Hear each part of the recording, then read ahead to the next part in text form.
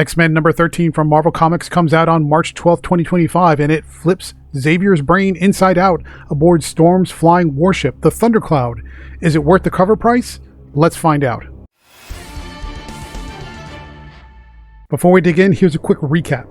When we last left the Alaska mutant crew in Storm number 6, Charles Xavier was chilling on Storm's flying sanctuary, now a full-on battleship she dubbed the Thundercloud. The ship zipped over to San Francisco, ran into Cyclops' squad of mutants, and bingo bango, Storm, glowing with celestial power, blasts Cyclops into next week. Beast hunts down the engine room only to get snagged by Xavier's mind tricks. Meanwhile, Storm squares off with Juggernaut, and that unstoppable lug's not backing down. That brings us to the current issue, X-Men number 13. The fight rages on, but it wraps up, but then it starts up again. Temper patches up Cyclops on a beach while Psylocke takes charge and rallies the troops. Up top in the Thundercloud, Xavier hijacks Beast's mind to save the Thundercloud's engine until Kid Omega, a cocky psychic punk if you're not familiar with him, crashes the party. Elsewhere, Juggernaut might be beat, but he shrugs it off and tells Storm, "Nah, you've got another thing coming," and he comes back for round 2. Magic zaps over to Alaska, grabs Magneto's helmet, and slaps it back on Beast when she returns to the Thundercloud to block Xavier's mind control. In the psychic realm, Kid Omega unleashes a mental Cassandra Nova, that's right, you heard that right, the crazy twin sister of Charles Xavier, to mess with Charles and to shut him down. After they finish their respective errands, Magic and Temper jump in to help Juggernaut against Storm to even the odds out. Beast gets his shot and sedates his old pal Charles Xavier while Storm snaps out of it when Psylocke puts a blade to Maggot. That weird slug guy is trapped inside a cocoon, and she threatens to kill him if Storm doesn't get control of her celestial powers. At the last second, X-Factor rolls up to nab Xavier, whether the X-Men like it or not. That's the synopsis. Let's talk about first impressions. If you're an X-Men diehard who hates tie-in cash grabs, X-Men number 13 is going to be a bit of a mixed bag for you. You'll like the action, but good luck keeping up if you've skipped Storm number 6. Marvel's holding your wallet hostage with this crossover nonsense, and I'm not a fan of it.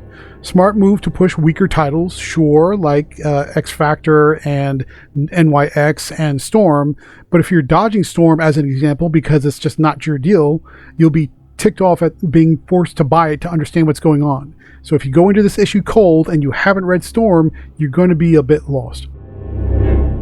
Well, that's the impression, but what about the art?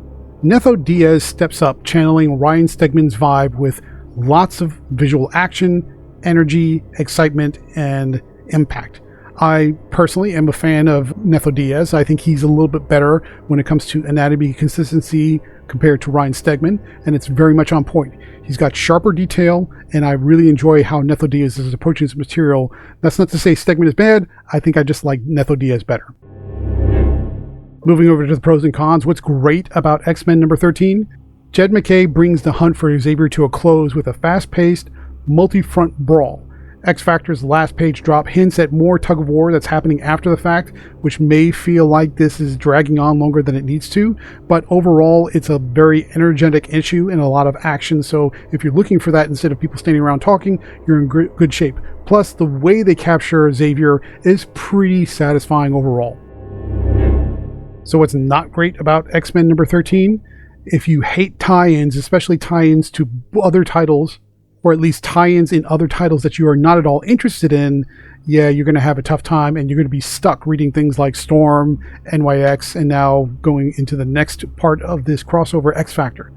Some are already on the cancellation chopping block, so you're now forced to pick up issues from titles that aren't going to be long for this world. Xavier's nabbed so fast, this didn't need to be a crossover. It just feels like a blatant cash grab. Tom Brevoort's From the Ashes era honestly feels more like a From the Reject Pile era, and that's not a good thing.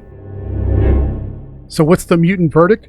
X-Men number 13 wraps up the first part of the hunt for Charles Xavier with a relatively satisfying capture, but a new challenger waiting to crash the party and keep the story going. Jed MacKay's script delivers fast, furious action, and Netho Diaz's art hits the bullseye, in my opinion.